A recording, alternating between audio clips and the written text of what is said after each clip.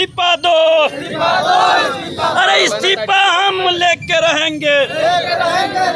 अरे दलित एकता जिंदाबाद, वीरेंद्र रजक के हत्यारे को फांसी दो, फांसी दो, फांसी दो, वीरेंद्र रजक के हत्यारे को फांसी दो, फांसी दो, फांसी दो। गिरफ्तार नहीं हुए हैं, घटना के 60 दिन बीत गए हैं। तो भोजपुर पुलिस के एसपी साहब से हम पूछना चाहते हैं कि आप कहाँ सोए हुए हैं, कहाँ खोए हुए हैं? आपको अभी तक कुर्की जब्ती करने का आदेश आप कोर्ट से क्यों नहीं ले रहे हैं? इन अपराधियों के घरों पे बुलडोजर क्यों नहीं चलवा रहे हैं? जब किसी गरीब के घर ढहाना होता है तो आप पूरा थाना और पूरा 10 थाने को बुला करके, सीओ को, पदाधिकारी को बुला करके उसको घर बेघर कर देते हैं। लेकिन जब हत्या होती है तो दलितों के मामलों में इस तरह से आप निष्क्रियता क्यों दिखा रहे हैं? कि बिहार के हर भूमिहीन को 4-4 डिसमिल जमीन देने का प्रावधान हमने कर दिया है। तो हम भोजपुर जिला प्रशासन से पूछ रहे हैं कि आखिर जब अपने सरकार भूमि देने को तैयार है तो डीएम साहब जवाब दे कि वो भूमिहीन लोग आखिर कैसे भूमिहीन बने हुए हैं, कैसे वो लोग घरों से बेघर हो। अगर पुलिस न्याय के लिए है तो हम पूछना चाहते हैं, वीरेंद्र रजक की हत्या हुए 60 दिन हो गए, आज तक एक भी जो मुख्य अपराधी है, जो गांव का साजिश करता है, जो दबाव बना रहा था पुराने मामले को रफा दफा करने के लिए, उसकी गिरफ्तारी अब तक क्यों नहीं हुई है? सिर्फ और सिर्फ जिसको भाड़े पर बुला करके अपराधियों के द्वारा गोली चलवाया गया उसको पकड़ा गया है, जबकि जो षड्यंत्र में शामिल था उसको अब तक क्यों नहीं पकड़ा गया है? इसका जवाब हम पूछना चाहते हैं।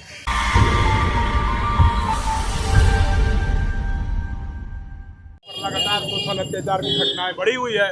यहाँ पे गरीबों को दबाया जा रहा है, इनको सताया जा रहा है और मनमाने तरीके से इनको इंसान भी नहीं समझा जा रहा है। जिस प्रकार का दुर्घटनाएं देखने को मिल रही है, सीधे तौर पे दिखा रहा है कि बिहार की शासन व्यवस्था, सरकार तमाम जो है ध्वस्त है और सिर्फ यहाँ पे खाना पूर्ति करने के लिए नीतीश कुमार को मुखौटा बना करके आरएसएस के द्वारा सरकार को संचालित किया जा रहा है। पुलिस प्रशासन तो जस्टिस के लिए जानी जाती है, न्याय के लिए जानी जाती है, पब्लिक के सुरक्षा के लिए, और आप कह रहे हैं कि नहीं वो मारपीट कर रहे हैं। तो हमारा सवाल है भैया, आप जब पूछ रहे हैं तो हम भी ये भी पूछना चाहते हैं कि प्रशासन अगर पुलिस न्याय के लिए है तो हम पूछना चाहते हैं, वीरेंद्र रजक की हत्या हुए 60 दिन हो गए, आज तक एक भी जो मुख्य अपराधी है, जो गांव का साजिश करता है, जो दबाव बना रहा था पुराने मामले को रफा दफा करने के लिए, उसकी गिरफ्तारी अब तक क्यों नहीं हुई है?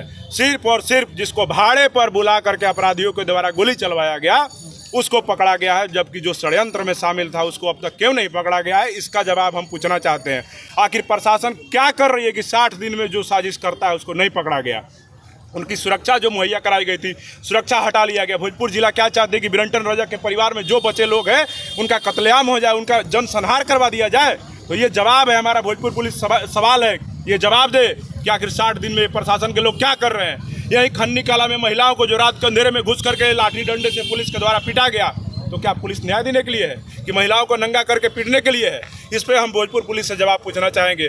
भोजपुर जिला के थाना में, तमाम थानों में थानाध्यक्षों के द्वारा घूसखोरी, भ्रष्टाचार, अपराधियों से संलिप्त होकर के कमजोरों को दबाने का जो काम किया जा रहा है, तो हम पूछना चाहते हैं कि वो भ्रष्टाचार, वो घूसखोर, वो अपराधियों से साठगांठ वाले जो थानाध्यक्ष है, वो आखिर कहाँ न्याय देने में सक्षम है? तो हमारा जब तक इन लोगों को न्याय नहीं मिलेगा, हम लोग सरकार, जिला प्रशासन के खिलाफ मजबूती से हम लोग लड़ाई लड़ते रहेंगे। और ये पहले चरण की लड़ाई है। भोजपुर जिला में आज के बाद अगर अपराध पे रोक नहीं लगता है तो मैं भोजपुर जिला के डीएम और एसपी साहब को कह देना चाहता हूं कि ये आपको ट्रेलर दिखाया गया है और अभी आपको नींद से जगाने का काम किया गया है। हम लोग अपनी ताकत के बदौलत, अपने जन समूह के बदौलत जब आप गहरी नींद में चले जाएंगे तो हम लोग सिर्फ आपको हाथ से जोड़ करके जगाएंगे नहीं, थप्पड़ चला करके आपको जगाने का काम करेंगे। सिर्फ और सिर्फ अपने आंदोलन के माध्यम से, वो थप्पड़ आंदोलन का माध्यम होगा। मांग क्या है आप लोग? क्या मांग, क्या मांग हमारा यही है, जो प्रमुख मांग है उसमें मामला है कि भोजपुर जिला के अंदर जो दलितों, पिछड़ों एवं कमजोर वर्गों पे हो रहे हत्या, बलात्कार, अत्याचार जैसे मामले हैं, उन मामलों में स्पीडी ट्रायल चलाकर 60 दिन के अंदर अपराधियों को अविलंब गिरफ्तार किया जाए और सजा सुनिश्चित करवाया जाए।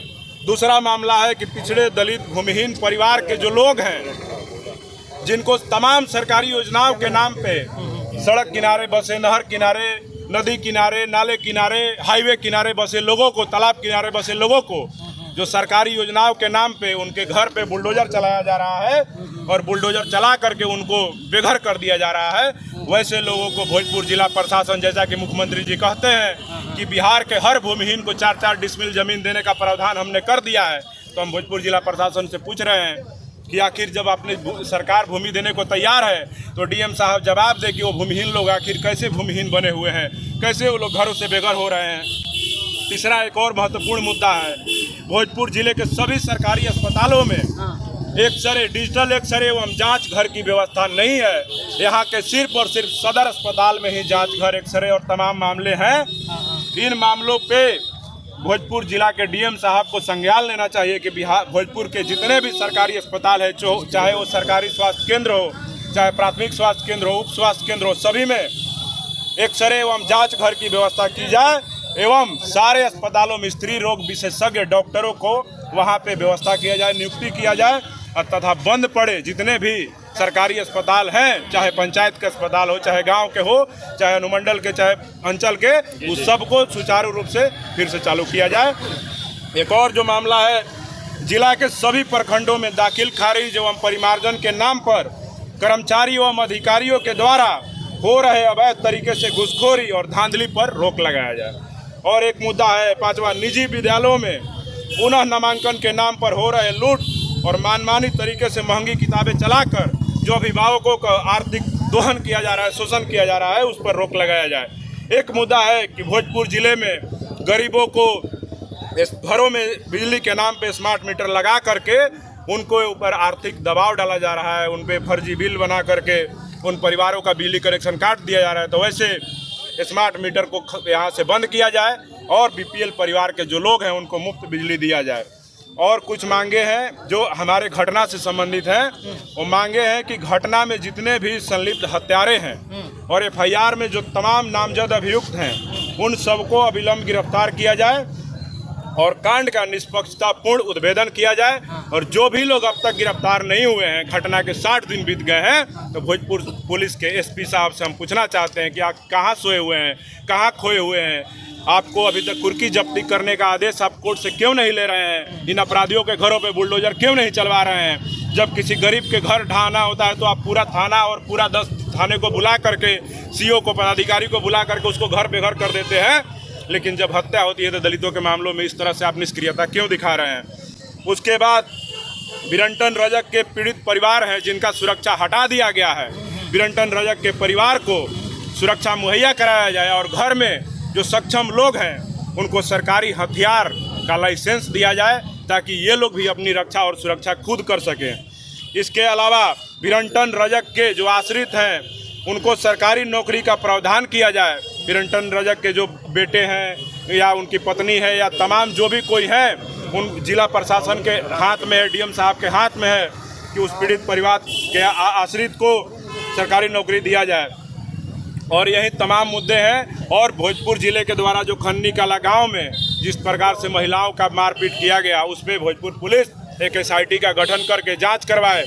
जो दोषी पुलिसकर्मी हैं उनको बर्खास्त किया जाए और हमारी महिलाओं को वहाँ पे न्याय सुनिश्चित करवाया जाए। और तमाम जो भ्रष्ट यहाँ के थानाध्यक्ष हैं जिनके द्वारा दलितों को, पिछड़ों को, शोषितों को, वंचितों को दबाने का काम किया जा रहा है, FIR नहीं लिखने का काम किया जा रहा है, वैसे लोगों को चिन्हित करके भोजपुर SP, डीएम साहब मिल करके उसको बर्खास्त करने का काम करें।